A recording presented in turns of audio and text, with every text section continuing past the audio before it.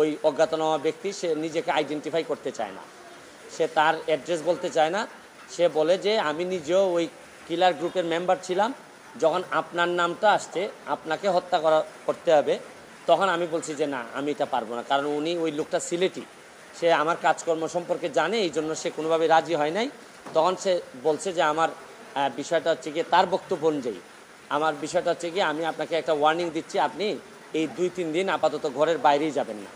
তো এইটা শোনার পর আমি নর্মালি এর আগে অনেকবার মৌখিকভাবে বা আমার পিএসের মাধ্যমে বিভিন্নভাবে আমি থ্রেট পাইছি, এগুলো আমি আমলে নেই না, কারণ এগুলা সামনে বললে একটা প্যানিক তৈরি হইতে পারে, এই জন্য আমি কখনোই সামনে নিয়ে আসি নাই। এইবার যখন আমার এলাকার ওসি সাহেবের মাধ্যমে আসছে, তখন আমার কাছে মনে হয়েছে যে মানুষ যখন কখনো কোনো ওসিরে নর্মালি তো কেউ ফোনই দেয় না, তার উপর যখন সে এইরকম একটা মেসেজ দিয়েছে, তখন আমার মনে হয়েছে, আমার এখন মনে হয়েছে যে সিরিয়াসলি একটা পটেনশিয়াল থ্রেট, আমার এটা অবশ্যই আমলে নিতে হবে।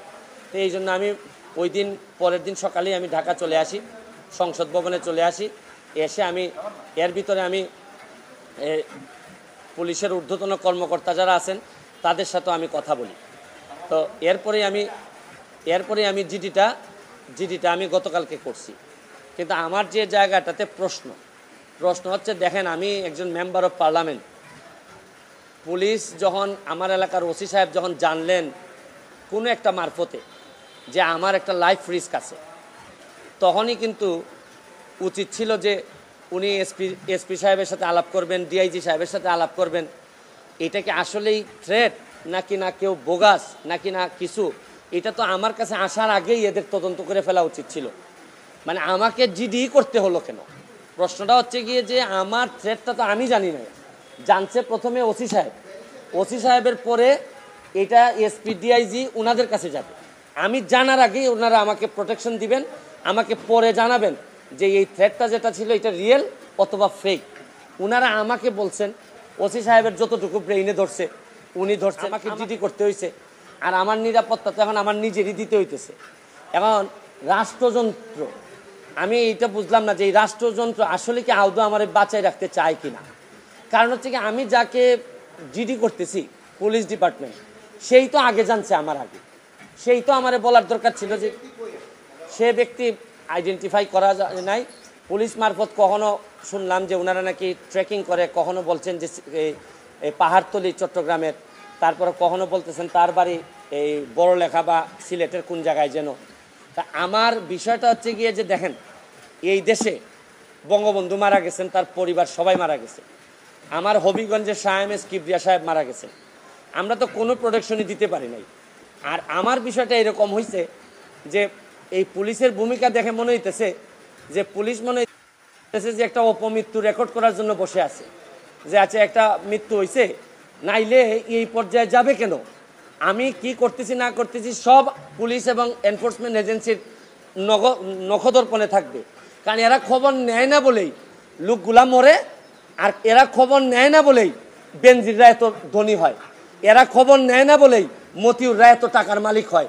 কারণ এরা তো থাকে কারে কোন জায়গায় বদলি করবে, কারে কোন জায়গায় জায়গা মতো নিজের লোক সেট করলে অনেক টাকার বাণিজ্য হবে, এইসব অভিযোগে। যার কারণে আমার কষ্টটা এখানে, আমার এই মরতে কষ্ট নাই, আমার দুইটা কষ্ট, একটা হচ্ছে মরে গেলে আমার এলাকার মানুষের কি হবে, এইটা আমাকে কষ্ট দেয়। আরেকটা হচ্ছে গিয়ে যে এই দেশটা এমনভাবে মরার জন্য ক্ষেত্র তৈরি করা হয়েছে যে আপনি দেখেন, আজকে আমার সকালবেলা আমার মেয়ে আমাকে বলে কি জানেন, কোন দেশে আছি, আমার মেয়ে আমারে বলে তোমাকে নাকি থ্রেট দিছে কে, সে আমেরিকাতে থাকে, বাচ্চা মাত্র বয়স 11। আমি বলছি হ্যাঁ আমি তো গুড ওয়ার্ক করি, এই জন্য ব্যাড পিপুলরা আমারে হুমকি দিছে। সে আমারে বলে there must be a line between good work and stupidity. মানে আমার মেয়ে মনে করে আমি যে গুড ওয়ার্ক করি, আমি যে অন্যায়ের বিরুদ্ধে প্রতিবাদ করি, এগুলো হচ্ছে গিয়ে স্টুপিডিটি। কারণ আমি আর কি জবাব দিব তারে, কারণ সে তো তার মাথার মধ্যে এগুলাই আছে যে বাংলাদেশে যারা ভালো কাজ করে, অন্যায়ের প্রতিবাদ করে, এরা স্টুপিড।